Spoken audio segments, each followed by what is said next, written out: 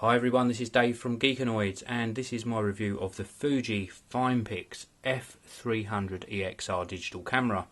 Now this is a 12 megapixel digital camera with a super CCD EXR2 sensor, and it comes supplied with a whole host of goodies in the box. I'm not going to do an unboxing, I'm going to concentrate on the camera, but I will quickly let you know that you do get this multi-voltage charger.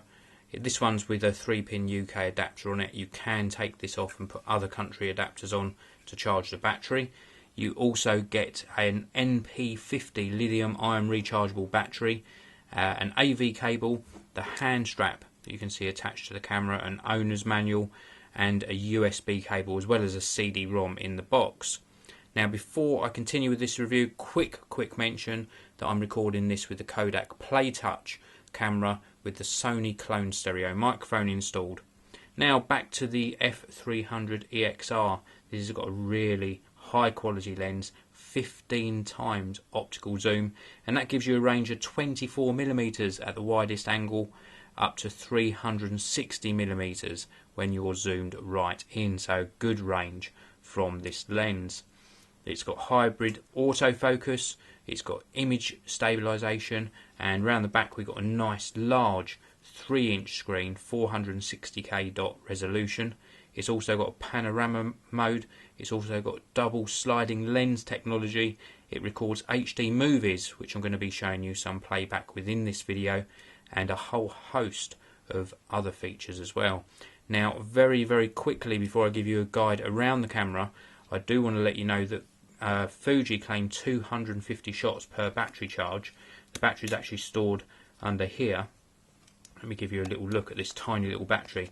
Now 250 shots from a tiny battery like this is a phenomenal amount of photos.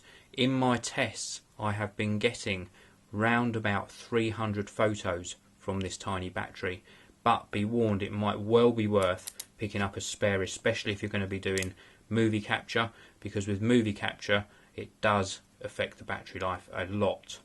Now it actually shoots on SD card. I've got one here. You don't get one with the camera, but it supports up to a 32GB SDHC card. I've got a 16GB one here installed. There is 40MB of internal memory on the camera, but that's not going to get you very far, so do pick up an SD or SDHC card as well. Now I'll remain on the bottom of the camera for a very short while, just to show you it has got a tripod mount, and around this side we're completely clear. There's a little sort of a grippy bit here for you to rest your finger on. Around the top we have got the pop-up flash. I'll show you that in operation in a minute. We've also got the on-off button. We've also got a zoom in and out button for zooming in and out on that lens. Again, I'll show you that in operation in a short while. And we've also got the shutter button just located here. On this corner here we've got the lanyard connection for the wrist strap, and then we've got a little cover here, and underneath this cover we've got the HDMI and AV out connections. Round onto the back, and just on this top corner, let me just switch my Kodak camera to macro mode. I'll show you the mode dial. Now the mode dial on here gives you access to sort of auto modes, advanced modes, SP, manual, aperture and priority, and shutter priority, program modes, and then EXR mode as well. It does a very good job in all of the modes and is a joy to use. I'm really impressed with this camera. Now it's nice and compact as well. When you're holding it, your fingers fall nicely into place, so naturally your shutter fingers here and the thumb falls nicely onto the mode dial, so you can switch between modes. Now to the right of that screen we have got some extra buttons. We've got the movie record button, we've got a playback button for playing back photos and videos that you've already captured. Then we've got this 4-way rocker, which is shrouded by a turny bit here for making selections, and then we've got sort of up, down, left and right, which allows you to navigate through the menus, or of course you can use this for things like exposure compensation, deleting photos, flash control, self timer and macro mode. Now just here is a menu button in the middle, also acts as an OK button. We've got a display button which gives you extra information overlaid on your shooting screen, or it uses has a dual use as going for a back button when you're in menu mode. We've got the F button here which gives you access to quick settings. So without further ado, let's get this turned on. Now for this portion of the video I'm going to switch over to my Panasonic SD700. Now before I show you the menus, I just want to show you that when I turn the camera on, the flash pops up on the front of the camera. This does get in the way a little bit when you're holding the camera. My finger tends to rest where the flash pops up, but that's a common problem with compact cameras, and it's not just the F300 EXR that has this issue. So let's go into the menus and show you what the menu settings look like. Now I'm in auto mode at the moment, so the menus do change depending on which mode you select on the mode dial. But in auto mode, shooting menu 1 of 3 gives me access to ISO, image size, image quality. Dynamic range is greyed out, that would come into play if I was in EXR mode. Film simulation, and then into menu 2 I've got white balance settings, again greyed out at the moment. Continuous shooting settings, face detection, photometry is greyed out. I've got AF mode, face recognition and movie quality. Now if I go to the left on my mode dial here and then down, I gain access to the setup menu, and if I push right I can show you the settings you can gain access to here. Here I've got date and time, time difference, languages, silent mode, reset, format, image display. The list goes on and on. We've got 4 screens of settings in total, and it gives you a great feature set that you can actually sort of manipulate to get the best out of the F300 EXR.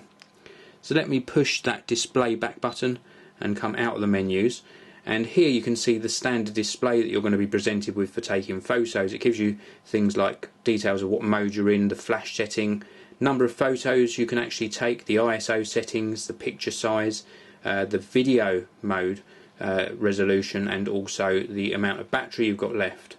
Now if I push the display button again and then switch the information off, I've got a clear screen, and push it again, I've got a framing grid line come up, which is great for taking landscapes to make sure you've got the camera held straight.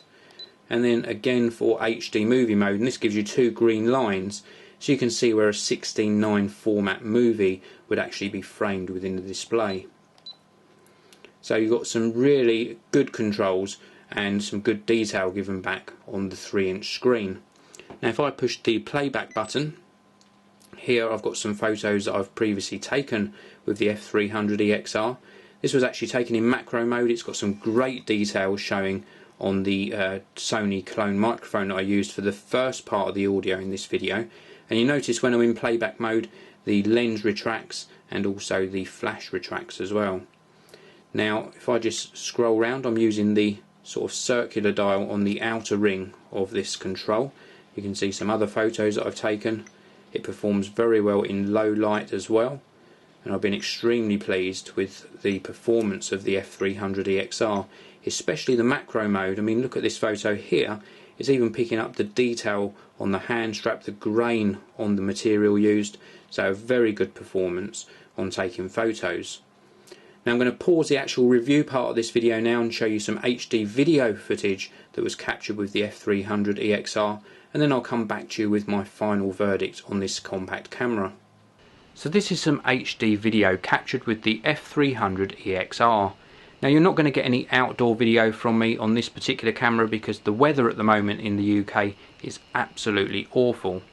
But at least this gives you some idea of the video and sound quality that the F300 EXR is capable of.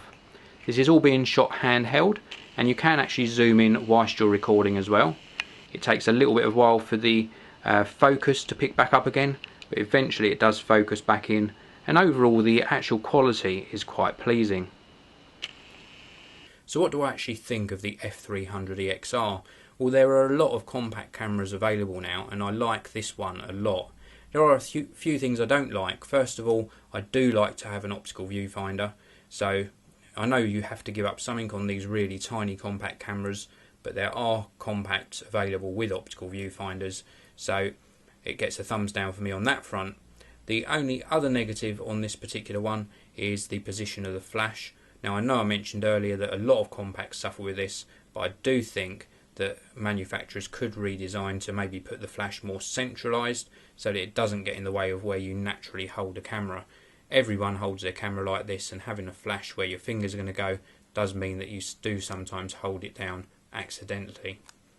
Now what I do like far outweighs the dislikes.